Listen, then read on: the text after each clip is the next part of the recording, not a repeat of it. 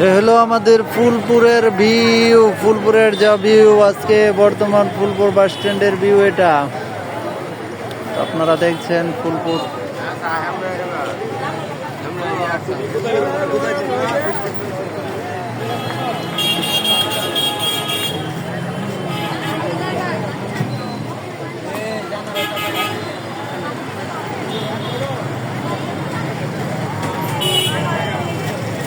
যাচ্ছি, ফুলপুরের দেখে দেখে যাচ্ছি। এই যে আনারস,